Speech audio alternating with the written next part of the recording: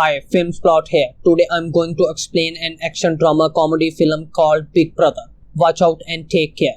Henry has returned to Hong Kong after serving in the US military for years. Looking to start a career as a teacher, he goes to his former school, Tak Chi Secondary. The principal notes that he does not have experience in teaching, but after being shown a recommendation letter from a higher official, he is given the job. Before Henry leaves, the principal informs him that the class he is assigned to teach is the worst one of their school. The morning of his first day at school, Henry walks into the class to see that it is in absolute chaos. Some students are sleeping, others are singing, some are playing video games, while a good number of them are cooking ramen on a portable stove. Even after the teacher walks in, they completely ignore him and continue what they are doing. Henry tries to get their attention, but they pretend to not hear him. He gives up trying to divert their attention and goes around the classroom commenting on the things they are already doing. The students who are cooking are asked to eat less ramen because it contains too much sodium. Henry then approaches a guy named Zufa playing ukulele and helps him with it. Similarly, he warns a gamer kid against the radiation he might receive from staring at the screen all day. When the student finally starts listening to him, he introduces himself and writes his name and phone number on the board. The students laugh because his handwriting is ugly.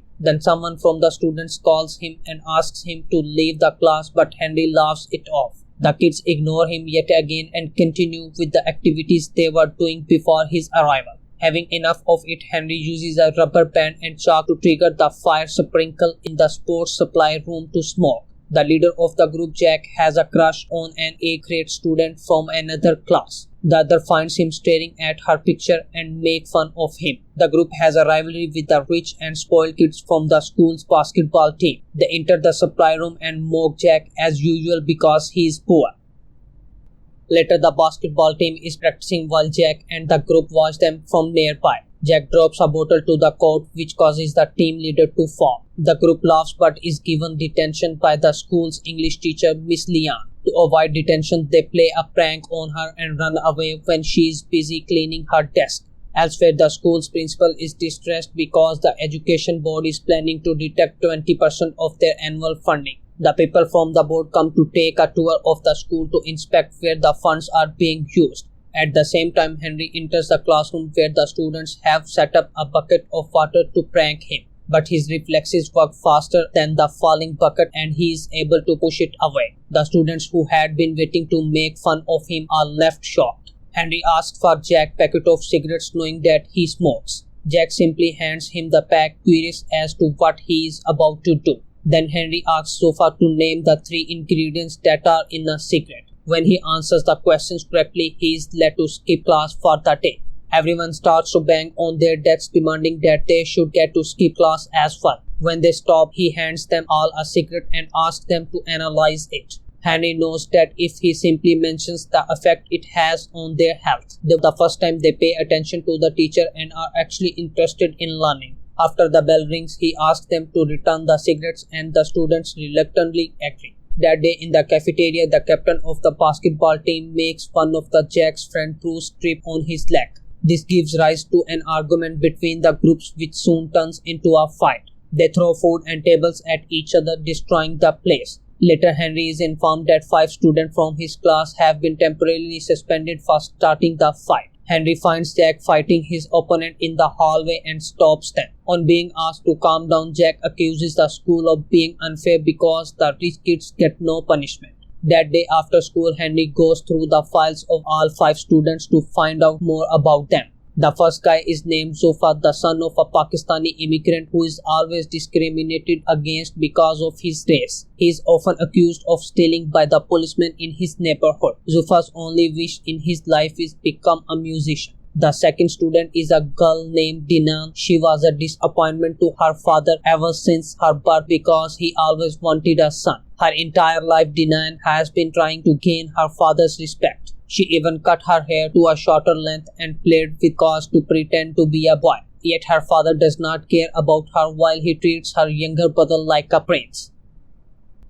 Then there are brothers named Bruce and Chris. Their mother ran away with a man when they were only kids, which turned their father into an alcoholic. The brothers only had each other to rely on while growing up. Bruce became obsessed with video game to escape reality while Chris worked hard in a grocery store to make money for the family. Lastly, Henry can find no information about Jack's family background. In the following scene, we see Jack working at a restaurant as a waiter, and MMA batter Jin Yang arrives at the restaurant with his business partners. When Jiang Yang is not looking, Jack steals his fancy letter but is caught. Jian Man beat him up as he checks Jack's ID. After finding out that he is a student, he gives him some money and offers him a job as their food delivery man. Somewhere else, Henry visits Zufa's home and finds him running away from his father and his associates after stealing a ticket. He helps him at first, but after finding out why he is being chased, he takes the father's side. Then he and Zufa come to hang out at the bridge. To motivate Zufa into doing whatever he wants, Henry signs with the band performing in the streets. Seconds later, Zufa joins him and signs in front of people for the first time after being bullied at school years ago. Meanwhile, Bruce and Chris' father comes home late like always and orders them to bring him a beer from the store. When the brother refuses, he yells at them to get out of his house. The next day, Henry meets with their father and convinces him to go to rehab for his son's well-being. In the meantime, Dinan's father brings her a bag of makeup products and asks her to act like a girl for once. Dinan is furious at him for always making her feel like she is not good enough. She applies the makeup on her younger brother and sneaks out of the house with the car key. She is about to drive away in her father's car but is stopped by Henry at the right moment. He tells her that driving without a license is illegal and suggests an alternative. Following that, they go to a go-kart race track. Henry also invites her father and makes them race. The father and daughter show no mercy to each other during the race and eventually end up outside the track. Suddenly, Dinan's go-kart is hit by a vehicle but she manages to dodge it. Unaware of this, her father cries mourning his daughter's death. Dinan realizes that he does in fact love her and hugs him. The next day at school, Bruce and Chris along with the group are sent to a rehabilitation center to interview a recovering alcoholic. They are surprised to see that the person they have to interview is their father. The students ask him how he started to drink. The man answers that he loved his wife dearly but she left him at the lowest point of his life. Hence he started to drink and forget that he had 2 kids to take care of. The man does not reveal that Bruce and Chris are his sons but apologizes to them. By the end of it, the brothers are left crying. Somewhere else, Jack has started to work for the MMA batter Jian. He offers Jack a lot of money to drug a fighter's drink in the next game. Jack is reluctant but is forced into accepting the offer. On the day of fight, Jian sponsors a fighter but bets money on his loss. Jack puts drugs on the fighter's drink but is caught while doing so. Before he can blame Jian, he is beaten up and locked inside a locker. A while later, Henry arrives there and asks the fighters if they have seen his student. The men ask him to return home but Jack from inside the locker yells for help. After finding out he is being trapped, Henry attacks them and overpowers them easily. When the fighters step it gets a bit intense but Henry dodges their attacks efficiently. By the end of it, he knocks out their best fighter who was forced to compete in a few minutes. In the following scene, they are at the hospital where Henry gets treated for his wounds. Jack tries to reveal the truth about Jian but is made to shut. The news makes it to the television and Henry starts being known as the man who beat up for a professional fighter to save his student. His popularity in school grows and the students start to respect him. They even get up to welcome him to the class in contrast to how they were earlier. A flashback shows us that Henry used to be a prankster when he was in school. He even threw water balloons at a student who was playing piano for the parents in an event. Later he fired the same student and broke his hand. He was suspended for the fight and after which he had to fly to the States. Starting that day, the students pay attention when Henry teaches in class and study hard for the upcoming college entrance test. Everyone is doing great except Bruce, who has grown addicted to pills. It turns out that while Chris turned to video games to avoid his family's problem, Bruce started doing drugs. Because he is unfocused, he does very badly in the mock entrance test.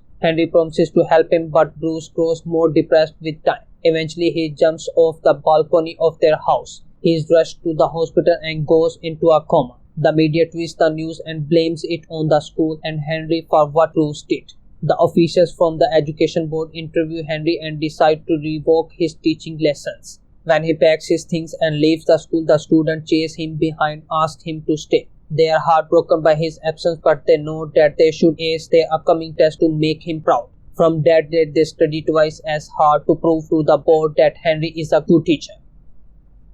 On the day of the test, Jack, along with all his classmates, get a text from Henry asking them to meet in the school an hour before the exam. When the students gather, they find out that it was Gian's trick to keep them confined in the school so they would not make it to the examination hall in time. He is doing this to teach Henry a lesson. A while later, Henry arrives at school and finds out about Gian's plan. He lets the students free and fights all of Gian's people to stop them from harming the children. They escape and quickly make their way to the examination hall while Henry fights Gian. While they are fighting one-on-one, Gian reveals that he was the guy who Henry had thrown water balloons at when he was little. It turns out that since Henry broke his arm, he was not able to compete in a big music competition. Ever since the incident, he has not touched a piano and blames Henry for ruining his dream. Henry tries to reason with him but is attacked yet again. They struggle to get a hold of a knife. At last, Henry gets a chance to kill him but does not do it. He asks for forgiveness for what he did when he was little and walks away.